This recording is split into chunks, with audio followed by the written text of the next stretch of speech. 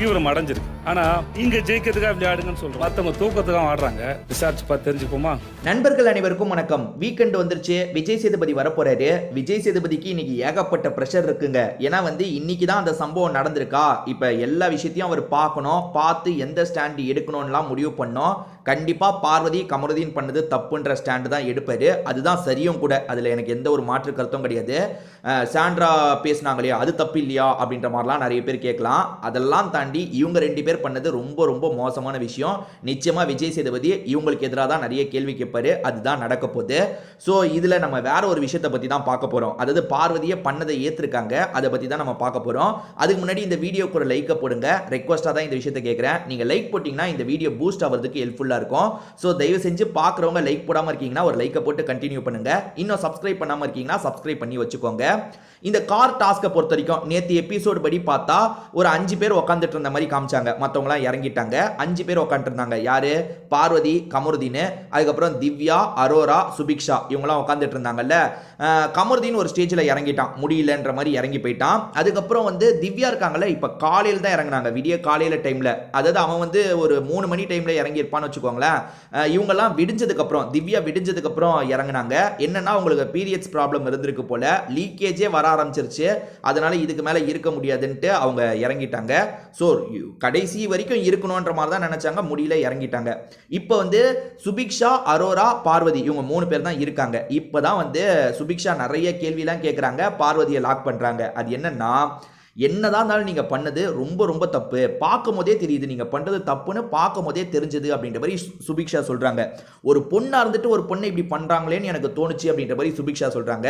அதுக்கு விஜய் பார்வதி இருக்காங்கல்ல, பொண்ணுக்கு இன்னெல்லாம் கொண்டு வராத, அந்த பொண்ணை தள்ளினாங்க, இதெல்லாம் நீ கொண்டு வராத அப்படின்ற மாதிரி சொல்றாங்க. அப்படி சொன்னவங்க, ஆமா நான் தான் பண்ணேன், நான் தான் காலை வச்சு எட்டி மிதிச்சேன்னு சொல்றாங்க. ஏன்னா நிறைய பேர் பார்வதிக்கு சப்போர்ட் பண்றவங்க என்ன சொல்றாங்க, இல்ல பார்வதி தள்ளி தான் விட்டாங்க, காலை வச்சுலாம் மிதிக்கலன்ட்டு. ஆனா காலை வச்சு தான் மிதிச்சாங்க. அதை பார்வதியே இந்த இடத்துல சொல்றாங்க, ஆமா காலை வச்சு மிதிச்சேன், கடிச்சேன் அப்படின்ற மாதிரிலாம் சொல்றாங்க.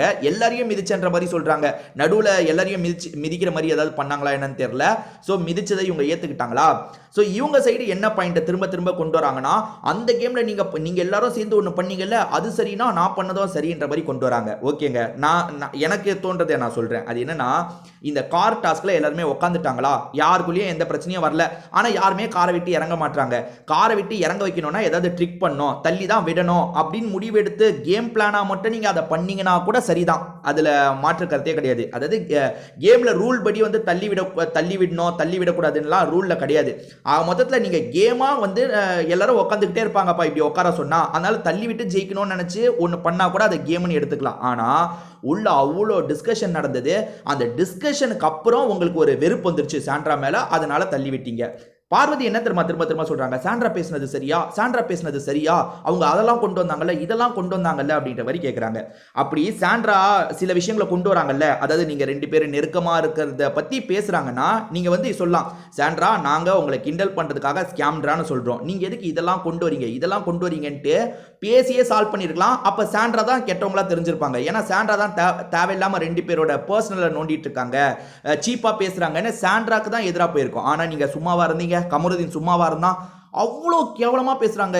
ஐயோ, இது வரைக்கும் நான் பார்த்ததுல இவ்வளோ ஒஸ்டா நான் பேசி பார்த்ததே கிடையாது. அவ்வளோ எக்ஸ்ட்ரீமுக்கு போய் அடிக்கிறான்.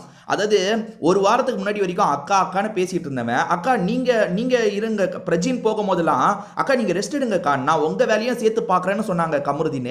அந்த மாதிரி இருந்தவன் அவ்வளோ எக்ஸ்ட்ரீமுக்கு போய் அடிக்கிறான். அதை பார்வதியும் சப்போர்ட் பண்றாங்க. 2 பேர் சேர்ந்து ஒருத்தர் புள்ளி பண்ண எப்படிங்க இருக்கும்?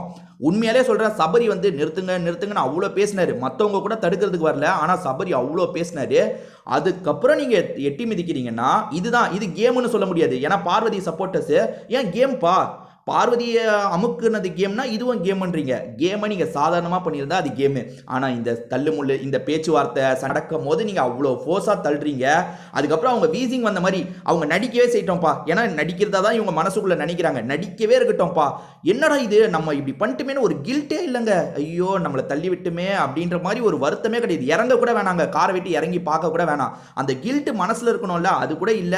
விஜய் சேதுபதி இன்னைக்கு இந்த இஷ்யூவை பத்தி தான் ஃபுல்லா பேச போறாரு. இதை பத்தி உங்களுக்கு ஏதாவது கருத்து இருந்தா கண்டிப்பா கமெண்ட்ல சொல்லுங்க, நானுமே பார்த்து தெரிஞ்சுக்கிறேன்.